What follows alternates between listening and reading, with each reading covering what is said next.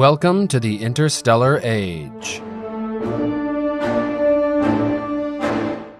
Season 3, Parabellum.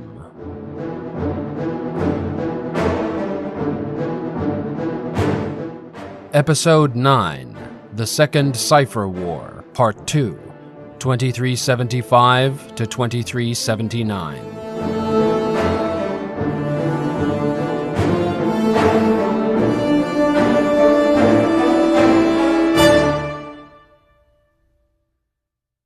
After the annihilation of Zevka, a strange equilibrium settled over the Second Cipher War. The machines raided small outposts and colonies, destroyed infrastructure, abducted crews and colonists, and then departed. The Allies drew in vulnerable outposts where possible, fought off raids where they could, and built up strength for a future all-out confrontation, all while searching in vain for a Cipher center of strategic gravity. This stalemate went on for weeks, then months, until over a year had passed with no great battles occurring. Most Allied citizens did not suffer during this low-intensity conflict, save for the minor deprivation caused by the wartime economy. Even the bulk of military personnel saw little combat, unless they happened to be assigned to a raided system.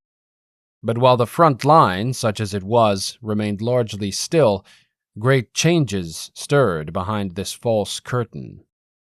During the first year of the war, an anomalous data point had been noted by Allied strategists. After both Signet Arrow and Ensign Point, the Ciphers launched attacks which appeared to be responses to these operations. The problem with that conclusion was that these attacks had been launched long before news of the operations in question should have been able to reach the forces employed, unless Cipher star drive velocities were orders of magnitude greater than had been observed. Still, these cases remained mere anomalies, until a pattern emerged during the long latter months of 2375. Cipher raiders consistently seemed to possess information they should not have had. Raiding parties, separated by tens or hundreds of light-years, acted almost in concert. In at least one case, a Cipher force canceled its attack in the Hampton system within minutes of a raid in Lodestone being defeated, 20 light-years away. As isolated incidents, any of these could be coincidence, but combined, they led to a surprising conclusion. The Ciphers possessed some form of instantaneous or near-instantaneous FTL communication technology. Several theoretical models were advanced: micro-wormholes, metaframe signal propagation, and quantum entanglement-based communication. But all of these presented significant problems. Verganid scientists had been creating micro-wormholes in laboratory conditions for almost 2 centuries, but these were unstable, surviving just fractions of a second. While this could theoretically permit a burst of information to be sent through, the other problem was range. The amount of energy required to link 2 points via wormhole scaled logarithmically with distance. The best the Verganids had managed was points a few meters apart. Once that was scaled up to dozens or hundreds of light-years, the energy costs became nearly galactic. While it was theoretically possible the Ciphers had found a more efficient way around this problem, there would undoubtedly be massive releases of energy and radiation whenever a wormhole connecting 2 such distant points was created, and nothing like that had ever been observed from the machines. Similarly, the phenomenon of quantum entanglement had been well known and largely understood for centuries, and it does involve the effective communication of information across any distance without lag. When one particle's spin is resolved via observation, its entangled pair is instantaneously resolved in the opposite direction. However, for all those centuries, humans and Verganids had been trying to construct a theoretical model that would permit exploiting the phenomenon for communication purposes, without success. The problem was as simple as it was bedeviling. In theory, the resolution of a particle's quantum state could serve as a signal that would convey information to a detector. But how could that particle be observed without being observed, thus resolving the state prematurely? The theory of metaframe signal propagation initially seemed the most promising. If the metaframe is a preferred spacetime foliation where Lorentz symmetry doesn't apply and c isn't a speed limit, then a signal propagating natively through it wouldn't be subject to the same distance constraints and dissipation effects as baseframe-bound signals. If ships imperfectly decoupled from the baseframe can travel thousands of times faster than light, then perhaps perfectly decoupled electromagnetic signals could travel an infinite distance virtually instantaneously. Allied scientists had not yet found any means by which a signal could be coupled to or encoded on the metaframe, and decades of examination of Cipher technology recovered after the First War had revealed no evidence of such a technology. But Cipher tech captured during the present war, mostly from destroyed ships, contained a number of systems which could not be identified. One of these might be an FTL communicator. As Allied engineers tried to reverse engineer these systems throughout 2375 and 2376, they were also working furiously to devise a defense against Cipher UREBs. Initial efforts focused on stealth, in which a number of significant advances were made. Freeworlder scientists pioneered a new form of adaptive visual camouflage, while Terran engineers developed more efficient heat recycling systems and radiation disruption techniques. These were rapidly rolled out through shipbuilding and refitting programs. War production was also simplified, focusing on a small number of ship classes with easily replaceable parts and components, so they could be quickly upgraded with just such innovations as these. Stealth upgrades would significantly increase the survivability of Allied ships in combat, and potentially allow the Allies to set up ambushes against Cipher forces, similar to the ones they had suffered earlier in the war. But stealth systems could not protect planets. To that end, Allied engineers were at work on a method of hard defense. Deflecting or absorbing even a single particle beam shot in battle could save a ship or millions of lives on the surface of a planet. But that was far easier said than done. The problem was not just the enormous energy of the shot, which could in theory be turned aside by a sufficiently powerful magnetic field. The fact that the beam is neutralized means that it cannot be affected by magnetic forces. To deflect it, then, a charge would first need to be imparted to it. To solve this problem, the Virginids developed an innovative two-stage shield system. In the first stage, the beam strikes an envelope of high-energy plasma, which imparts a charge. Then, the shield generates an enormously powerful magnetic field, which surges directly against the vector of the shot. If the plasma field is too weak, a charge will not be imparted. If the magnetic field is too weak or misaligned, the beam may not be sufficiently deflected. But in most cases, this system is enough to deflect the beam such that it misses its target. The magnetoplasma field the Virginids designed was generated by several large reactors with a huge power draw, which would launch a network of micronodal dust between them to act as a medium for the plasma. Obviously, this was not feasible for defending a ship or a planet's surface, but the Virginids were working on a system that would allow the field to be generated by a large network of drones. These would operate in concert with one another, each generating only a small part of the energy required, as well as drawing power wirelessly from a host ship's main reactor. In theory, such a system could also be deployed to protect a planet, or at least parts of its surface. The first drone network shields were field-tested in late 2376. The field could only be generated once. The energy used would inevitably burn out the drones and power transmitters, but that was often enough to save a ship from destruction at a pivotal moment. Such a system could equally help save cities from UREB strikes fired by Cipher raiders. Satellites equipped with antimatter reactors and magnetic field generators would be spaced at regular intervals around a planet's orbit. During a raid, these would deploy drone swarms which would generate and anchor the magnetoplasma field, just like a ship's defensive screen. Once one portion of this orbital network was burned out, satellites could be rerouted to cover gaps over critical areas. While it would take many months to roll these systems out, they provided hope that some kind of planetary defense was at least feasible. In early 2377, UCC scientists made a breakthrough on communications when they discovered cores containing condensed hydrogen gas in a number of Cipher wrecks. The gas was segmented into thousands of tiny compartments whose purpose could not be determined. These discoveries put the project's lead engineer, Darian Wu, on the path of entanglement as the mechanism of communication. His theory was that each compartment might correspond to a qubit. A state resolution in a particle in that compartment would thus correspond to that qubit being activated in a quantum computer system. Another related device was theorized to be an observation system which could monitor for state resolutions in these chambers. The breakthrough came when a seemingly useless piece of tech was identified as a device which somehow interposed between the monitoring device and the hydrogen core. This device, which Wu dubbed the discrete eigenstate filter, somehow preserved the unresolved state of each particle.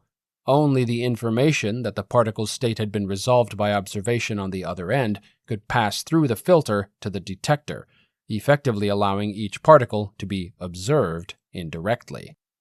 The mechanism by which this was achieved took months to uncover, namely that the DEF operates based on the weak measurement principle, simply at an unfathomably higher resolution than human systems were then capable of.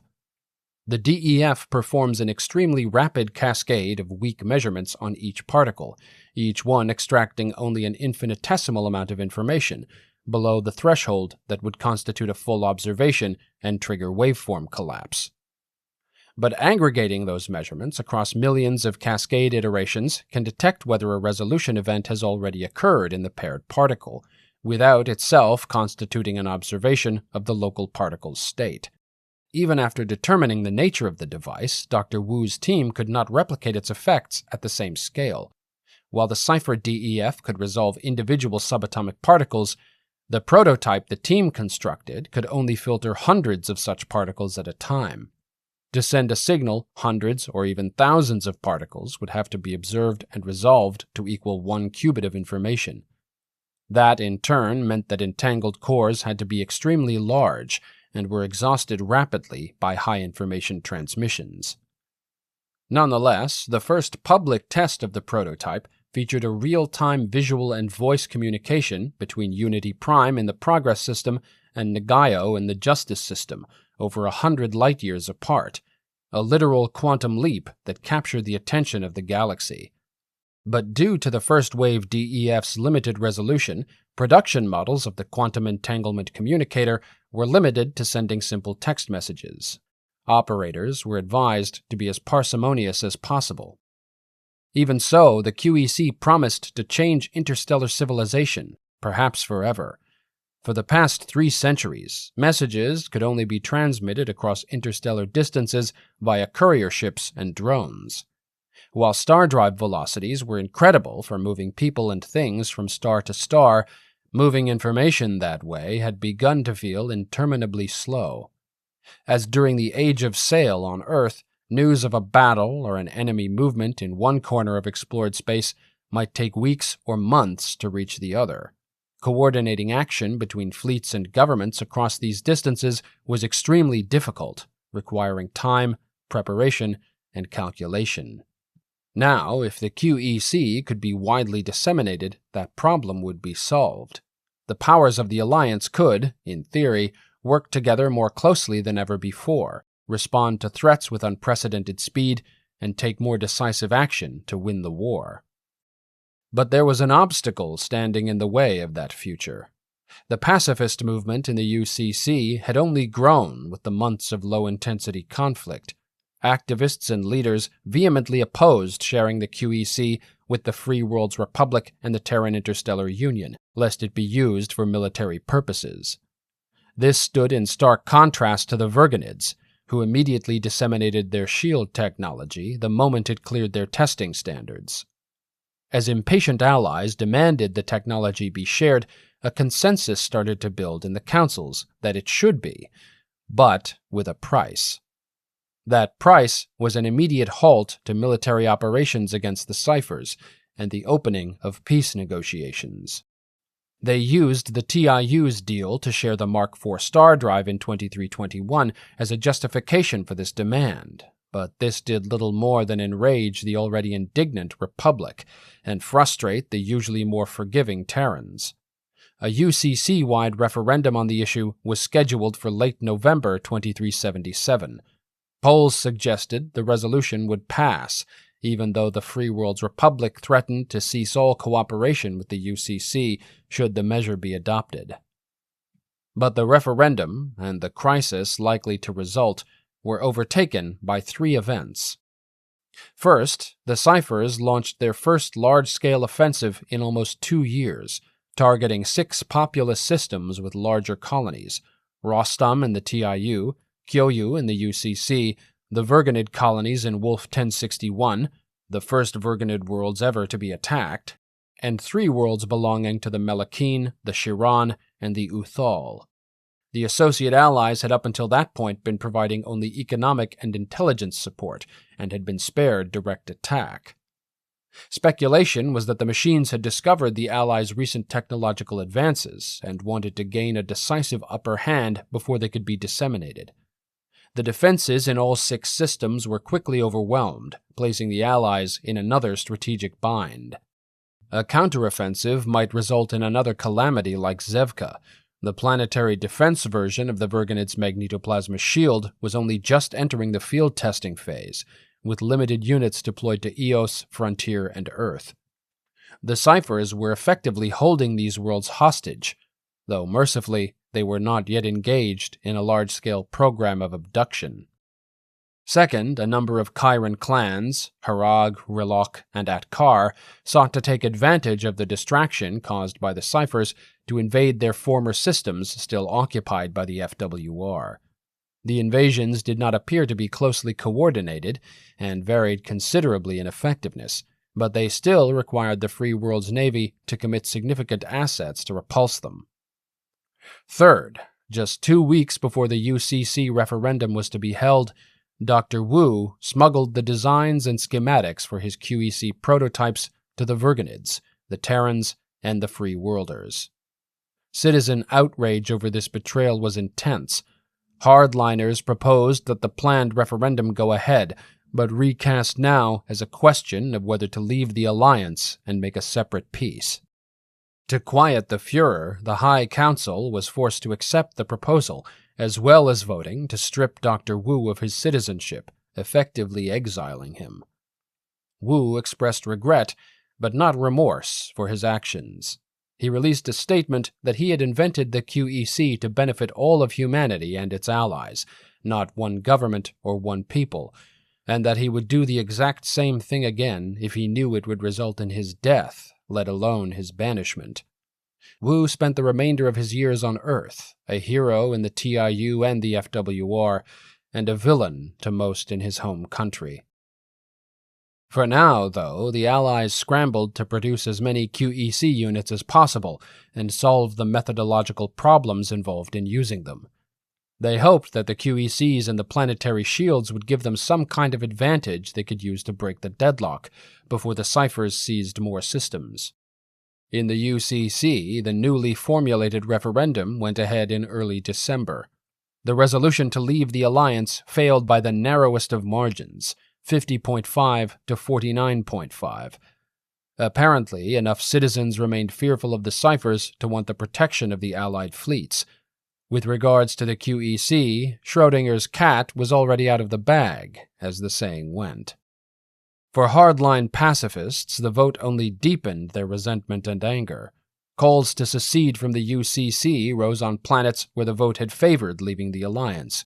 But most of the population was placated, at least for now. The alliance could get back to the work of winning the war, or at least surviving it. The problem that needed solving was how to eject the Ciphers from the systems they occupied without the machines destroying the planets as they retreated. Fantastical solutions were proposed, such as finding a way to wholesale neutralize the Ciphers via cyber warfare or EM weaponry, or by sneaking in largely untested planetary shield nets to protect the worlds in question before an attack. Ultimately, the only viable solution was both simple and extremely difficult: coordination. The best way to minimize damage to the besieged planets was to attack each of the systems simultaneously. Given the Cipher's sophisticated QEC, an attack on one system could trigger a massacre in another, however far away. Further, each attack would have to be coordinated precisely at the tactical level. Every Cipher ship in position to fire on the planet's surface would have to be struck, and ideally destroyed, in the first volley. That level of precision would require long-term reconnaissance of Cipher deployments in each system, both at range and close in. For the latter purpose, stealth drones equipped with next-generation detection tech would be infiltrated into the systems to watch for stealthed Cipher ships. These would all have to be tracked for long enough that an attacking force would have a reasonable chance of striking them in a single volley, immediately after decelerating from star drive. Then the attacking force would have to fight off the remaining Ciphers in the system to prevent them from gaining a firing position against populated areas of the surface. That meant months of preparation, planning, study, training, simulation, and shipbuilding. Present fleet strength would have to be increased significantly to provide enough forces to carry out the 6 simultaneous attacks in sufficient strength and leave enough behind to defend vital systems from possible Cipher counterattack. To that same end, orbital magnetoplasma shield nets would have to be deployed to as many vital systems as possible before any attack went ahead. The 6 assault fleets were put together over the first few months of 2378, incorporating most of the best ships and commanders from each of the combatant fleets to form a core of veteran leadership. How to disperse this core was a logistical challenge of its own, given how widely spaced were the target systems and the multiple states to which they belonged. Given lingering resentment over Zevka, the TDF was assigned to carry the bulk of the weight at Kyoyu, supported by what remained of the UCC fleet. The Free World's Navy, still considered the best space combatants in the galaxy, was split into 5 battle groups, each of them providing support in one of the other target systems rather than taking the leading role anywhere. The remainder of the TDF would go to Rostam, the Verganids would liberate Wolf 1061, and the Melekine, Uthal, and Shiran would each handle their own colonies, with the Free World's Navy providing fire support and crucial QEC coordination. Once assigned, these fleets simulated and rehearsed their assigned attacks relentlessly, ironing out potential issues. Over the course of these months, Cipher raids against Allied systems increased, as did the pace of abductions from the surfaces of the 6 besieged planets. But this time, the political pressure to act was manageable. No one wanted a repeat of Zevka. After nearly 6 months of preparation, the attacks went ahead on June 2nd, 2378.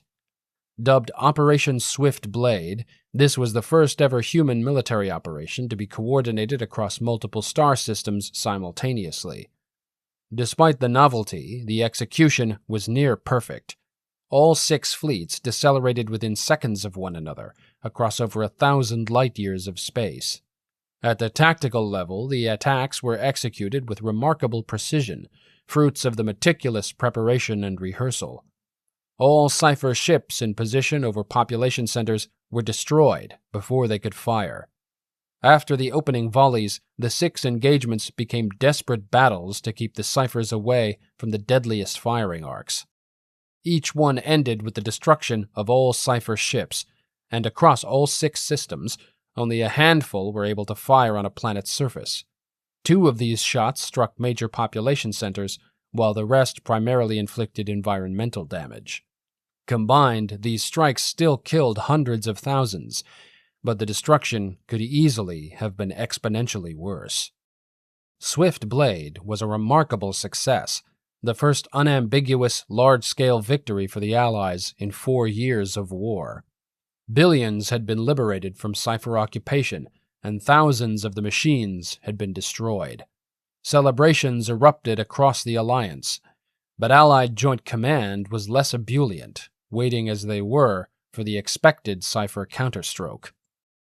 The hammer fell 2 months later. Cipher fleets struck at Hyperion, Frontier, Ouroboros, and several other antimatter mines between August and December 2378.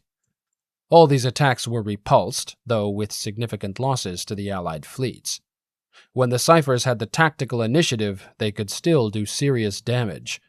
But mercifully, their attempts to fire at cities on Eos and Freedom failed, deflected by the newly installed orbital shield nets.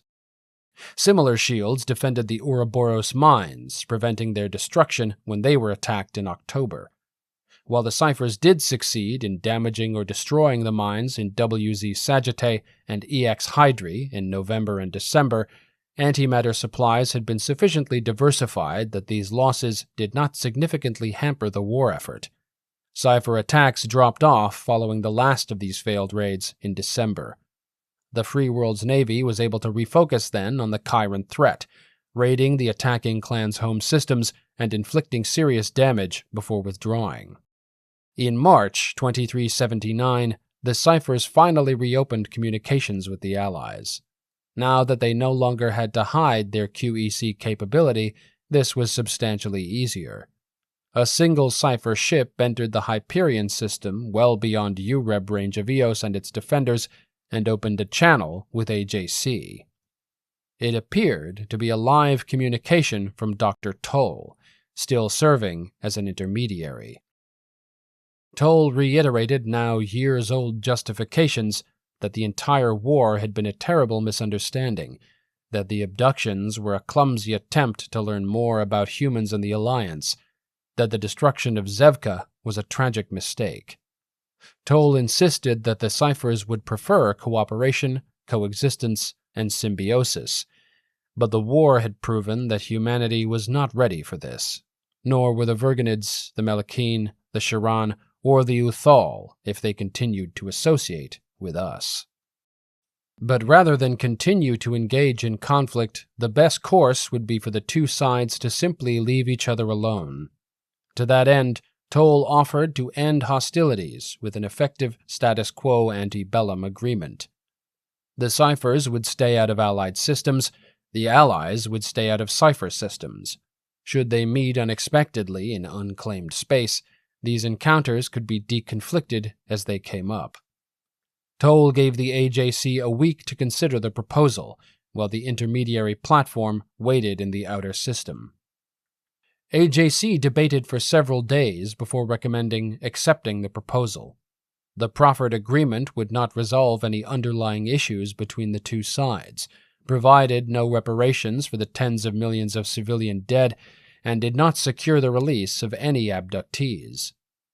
But AJC argued that despite their major leaps in defensive ability, the problems of offense from the beginning of the war remained. Despite years of searching, the Allies had confirmed no Cipher-controlled systems beyond the 4 under observation already. That meant that the Allies had no meaningful way to strike back against the Ciphers, and that any search for the abductees would be groping in the dark. Continuing the war would thus mean continuing the strategic defensive. In a war of attrition, the Allies would run out of material and will long before the machines. Facing these facts, the Allied governments reluctantly signaled their assent to accepting the agreement via QEC, but on a provisional basis. The response stated that the Allies saw the agreement as a ceasefire or armistice, not a permanent peace treaty. That would require further negotiations and would not be signed until the issue of the abductees, well over 100,000 by the end of the war, could be resolved. But after receiving the preliminary acceptance, Dr. Toll merely expressed gratitude for the resolution of the conflict and that further loss of life would be avoided. Then the Cipher ship departed. No further contact could be made with them. The Allies were reluctant to send even unmanned platforms into Cipher space, as this might be considered a violation of the ceasefire. The war, it seemed, was over. The Allied people were relieved to have survived, relieved the pressures of a wartime economy could be lifted. Many grieved their losses.